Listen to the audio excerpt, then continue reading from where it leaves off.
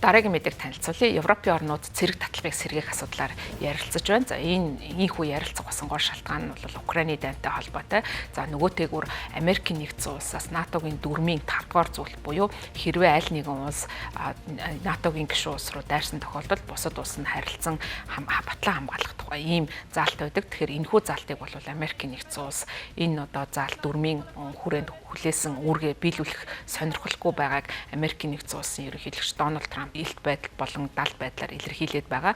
Тийм учраас энэ байдалтай холбоотой Европын орнууд хэрхэн батлан хамгаалах асуудал бол нэн тэргуунд яригдах болсон. За үүнтэй холбоотойгоор цэрэг татлагыг эргэн сэргээх асуудлыг ярилцаж байгаа юм байна. За ер нь бол НАТОгийн дөрмийн 5 дугаар зүйлийг хэрэгжилж байсан тохиолдол цорын ганц удаа байдаг. За энэ бол 9 дугаар сарын 11-ний үйл явдлын дараа Америкийн нэгдсэн улс Европын орнуудаас цэрэг батлан хамгаалахын дэмжлэг авах зорилгоор энэхүү заалтыг ашиглаж байсан. За түүнээс хойш бол огт хэрэгжилж байгаагүй юм байна.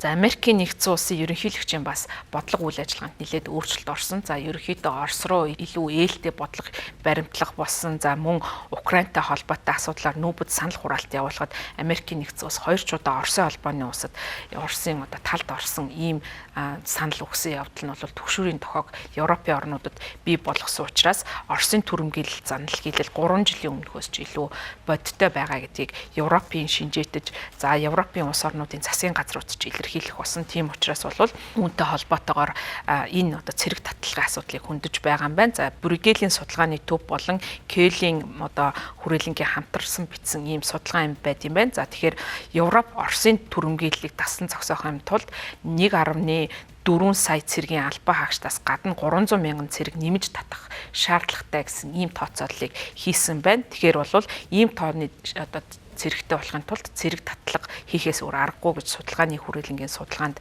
онцолж байна. За тэгээ Парисаас Варшав хүртэл бол Европын орнуудын аюулгүй байдлын баталгааг бол хангах нь бол чухал байгаа. За Америкийн хувьд бол энэ батлан хамгаалахад оролцоогоо бууруулах сонирхолтой байгаа учраас цэрэг одоо шинээр эсвэлэх татан авах ийм шаардлага бол бий болж байгаа юм байна. За Бэм гарагт бол энэ одоо цэрэг татлагыг эргэн сэргээвэл ямар вэ гэсэн ийм судалгааг олон нийтийн дунд хийсэн юм байна. За энэ судалгаанд бол Францын иргэдийн дийлэнх нь буюу 86% нь за тэр дундаа албан журмын цэрэг татлагыг сэргээхийг нь 53% нь дэмжсэн ийм үзүүлэлт гарсан юм байна. За YouGov нэртэй бас санал асуулгын байгууллагаар Германы иргэдийн дунд бас энэ асуудлаар судалгаа хийхэд 58% нь бол залуучууд цэргийн алба хаахыг дэмжиж байгаагаа мэдгдсэн. За Итали болон Британчууд бол энэ асуудлаар 2 хуваагдсан байр суурьтай байгаа бол Испанчуудын дийлэнх буюу 53% нь үүнийг эсэргүүцсэн байр суурьтай байгаа юм байна. За ер нь бол эндээс үзэхэд Европын олон орны хувьд бол дайны талбарт улс орноо одоо цэргийн хүчээр хамгаалахад бэлэн биш байгааг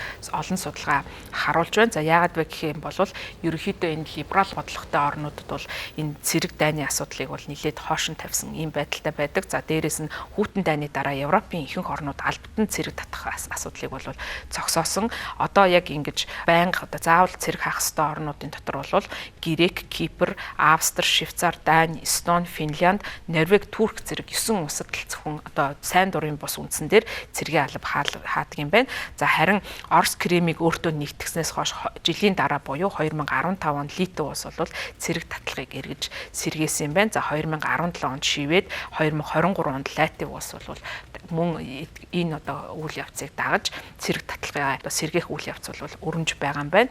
За харин Европын эдийн засаг за НАТОгийн одоо хамгийн том гишүүдийн тоонд ордог Европын орнууд болох Франц, Герман, Их Британи, Итали, Польш зэрэг улсуудад бол зэвсэг түвшинд заавал цэрэг алба хаахыг хэрэгжүүлэх асуудлыг төлөвлөсөн ийм бодлоготой оруулах ийм төлөвлөгөө байхгүй байгаа юм байна. За 2008 онд бол Польш улс өөрийн одоо цэрэг татдаг байдлыг бол зогсоосон. За 2027 оноос эхлээд харин энэ байдлаа өөрчилж 100 мянган энгийн иргэнийг бол цэргийн сургалт явуулахаар төлөвлөж байгаагаа зарласан. За энэ хөтөлбөр нь бол ерөөхдөө сайн дурын үндсэн дээр явагдана.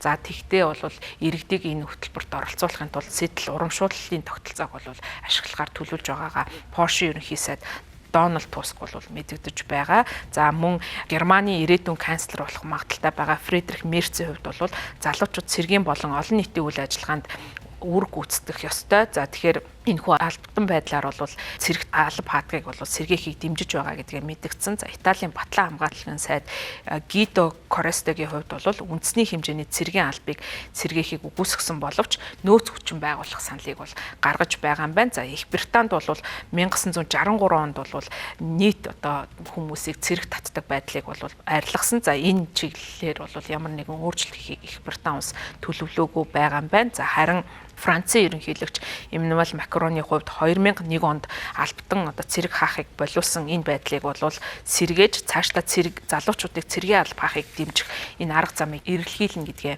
мэдэгдэж байгаа. За ер нь бол цэрэг татлаг гэхээсээ илүү баруун Европын орнуудын улс төрчид Нордик болон Балтийн орнууд ялангуяа Финлянд, Швед зэрэг орнуудаас суралцах ёстой гэж үзэж байгаа юм байна. За Оростой хамгийн их урт хилээр холбогддог 39 онд бол Зөвлөлт холбоот улсын давталгаанд өртөж байсан Финлянд улс бол Оросын одоо эсрэг бол өөрийн одоо томоохон ийм бэлтгэл цэргийн хүчинтэй. За энэ бол Европт хамгийн томд ордог ийм цэргийн бэлтгэл хүчнийг бий болгож чадсан. Тэгэхээр бол бүх нийтийн цэрэг татлаг гэхээсээ илүү ийм байдлаар бол асуудалд хандах хэрэгтэй гэж үзэж байгаа.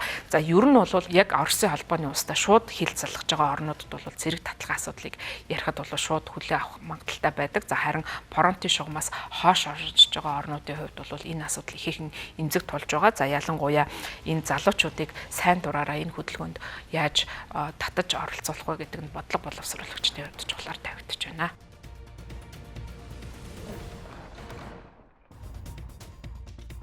Баярлалаа та бүхэн гадаад мэдээ танилцууллаа.